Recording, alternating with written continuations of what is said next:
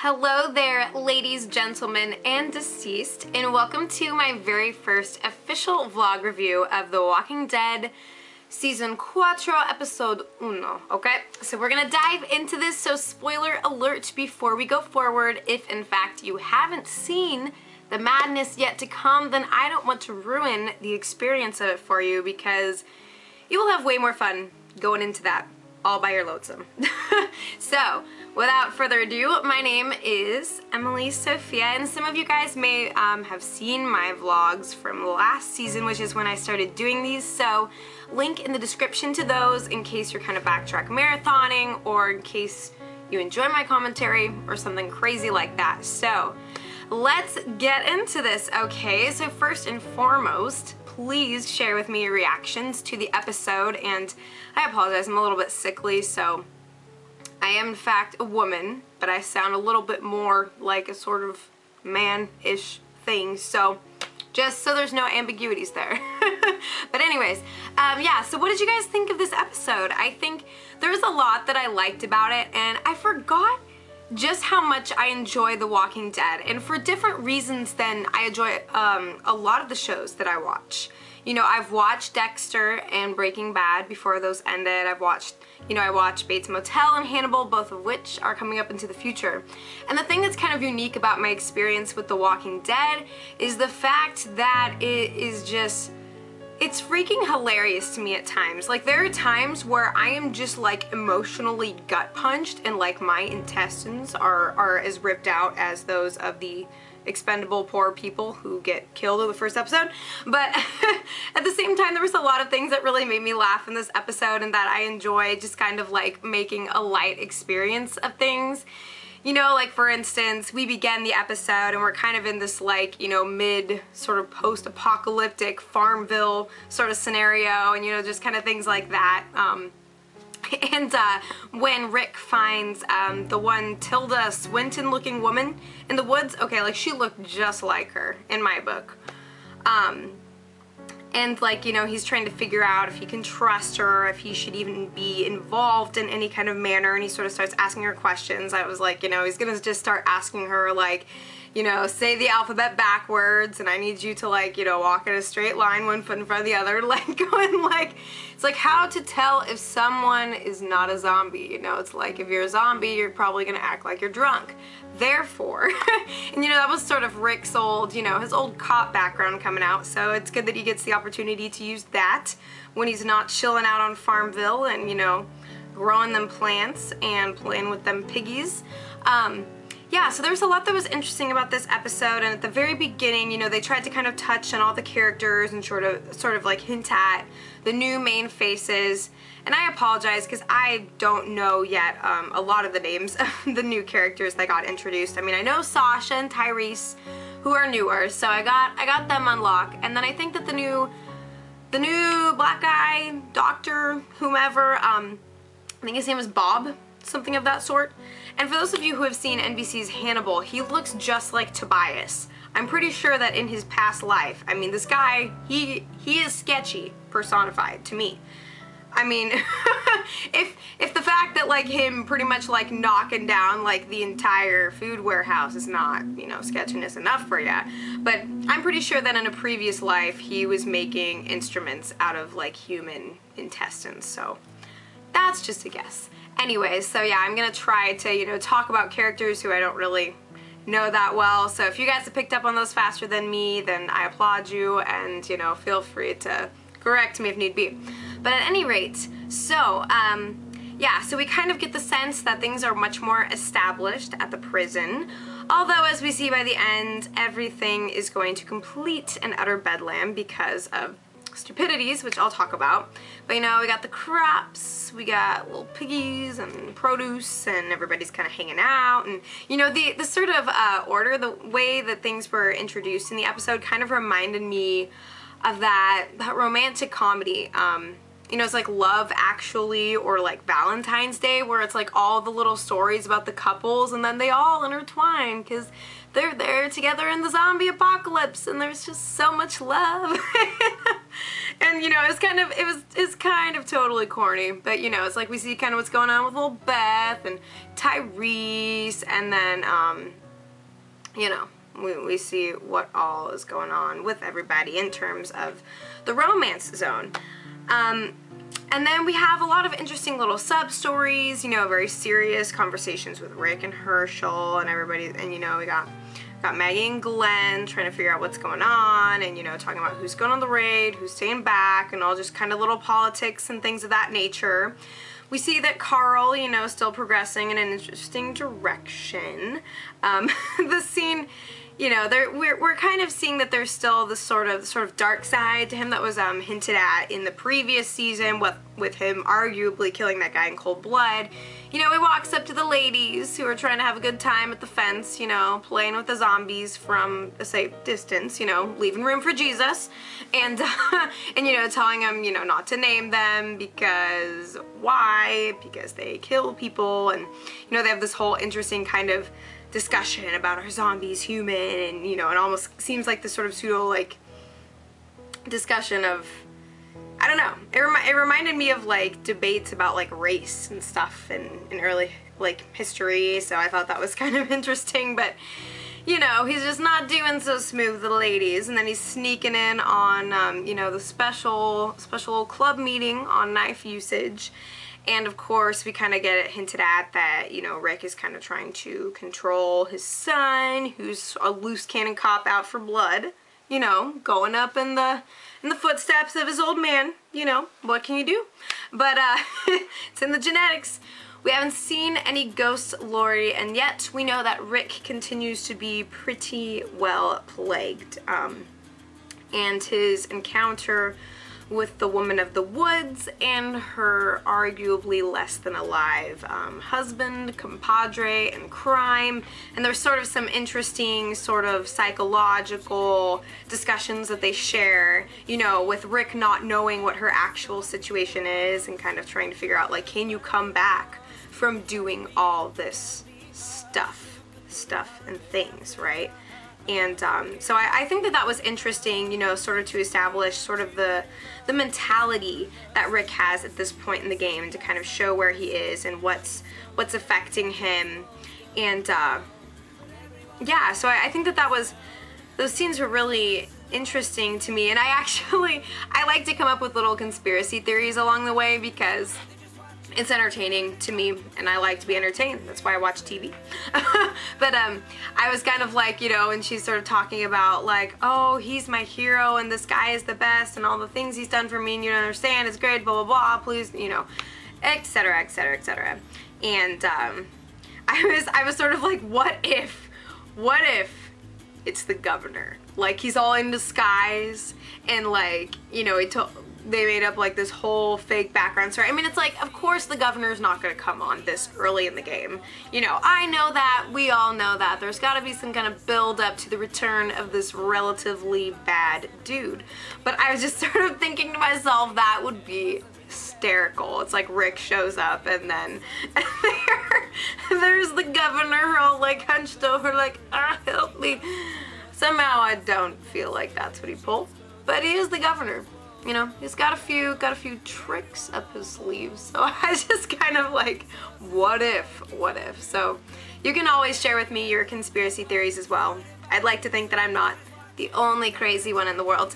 But yeah, so we got to see, you know, Daryl back in the business, and it's good to see Daryl and Carol, you know, having some fun little exchanges and seeing, you know, a little bit of their friendship. And Michonne, good to have her back as well. I kind of sense that there's a little bit of chemistry going on between her and Nicolas Cage. You know, I think that there's a little bit of something up, and she's keeping the comics flow, you know, going to his son. So, I mean, generally, she's providing for the family, you know, sort of like the lioness goes out to the hunt, and you know, she brings back the goods for her family back at Pride Rock, you know. So that's kind of what I'm thinking. I don't know, but it's good as ever to see her back, you know, and all of her sassiness and glory.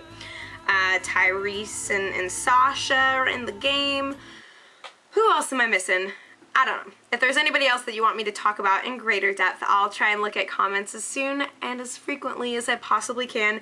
But now, of course, most importantly of all, I need to discuss the aerial zombie raid in the grocery slash food warehouse thing slash insanities, right?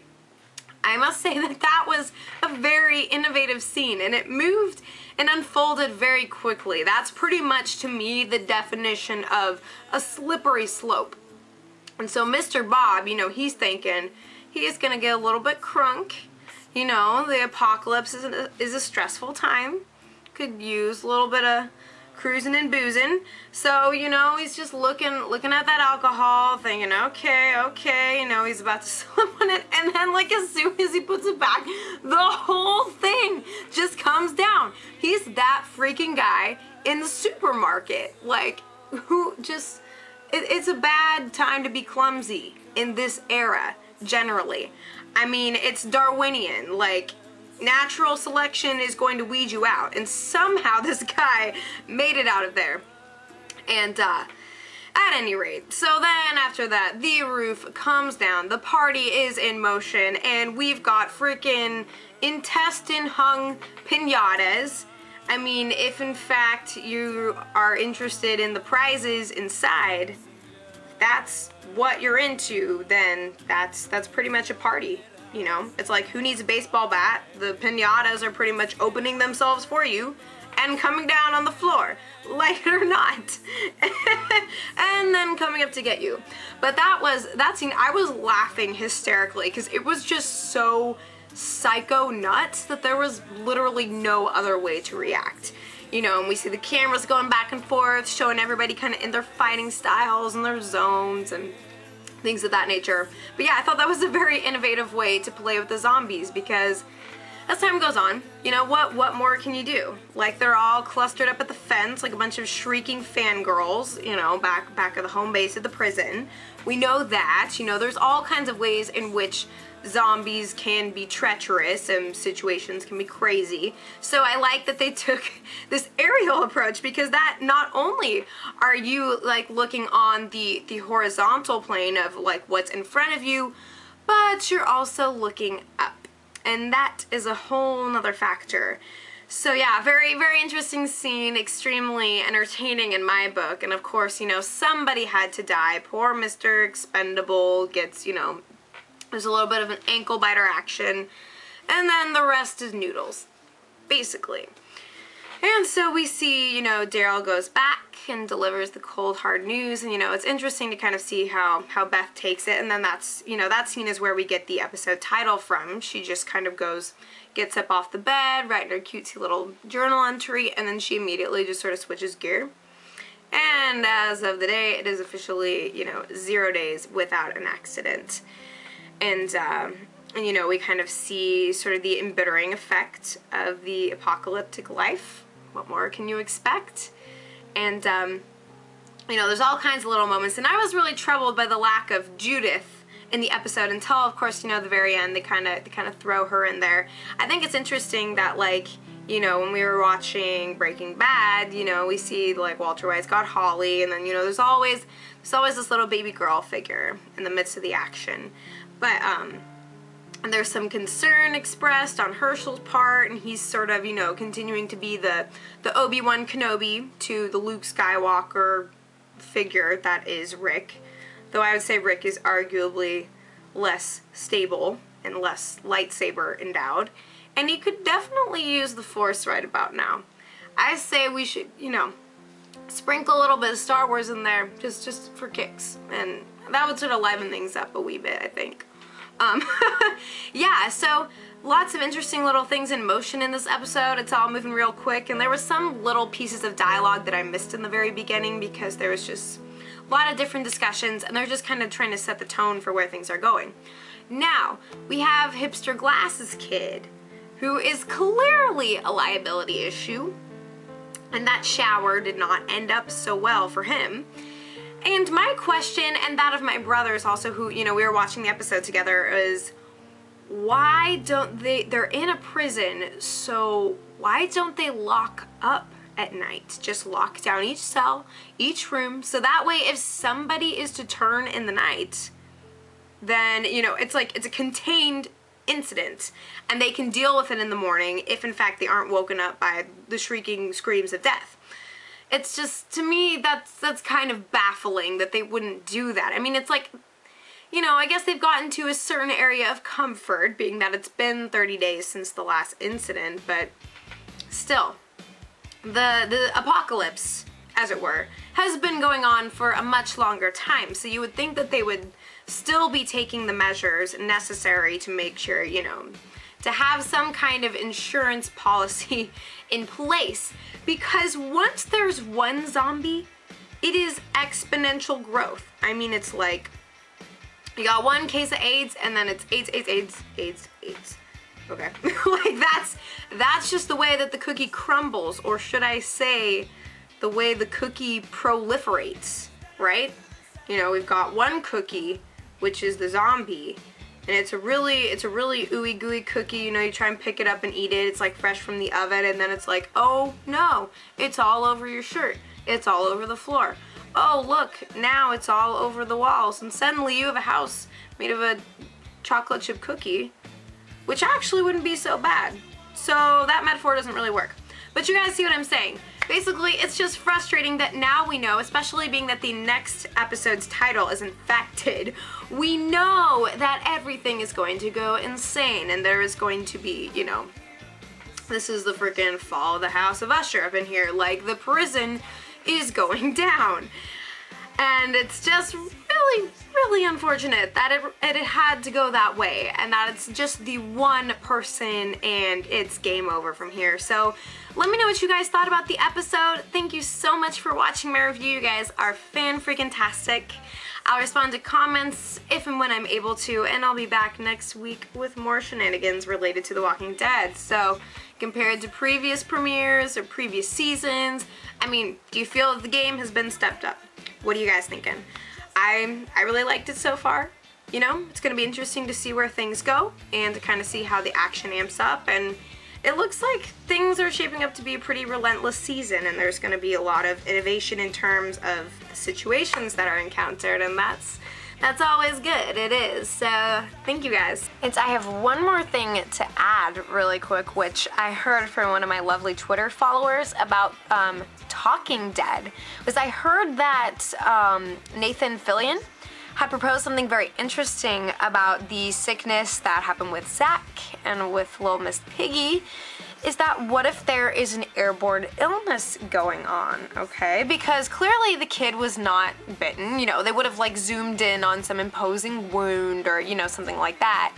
So what if there is an airborne illness? Is it a conspiracy against the prison, or is it something incidental? Are we going to find out more later on in terms of people questioning what's happening? When are people going to catch on, if that's the case? So, interesting theory that I would love to hear you guys sound off on. And I personally think it's pretty dang viable, so now I'm all kinds of excited and unnerved, even more than previously. So, we'll just have to see how all of this transpires. So, take care, and I will be back to report on the possibility of this actually being the case. See ya.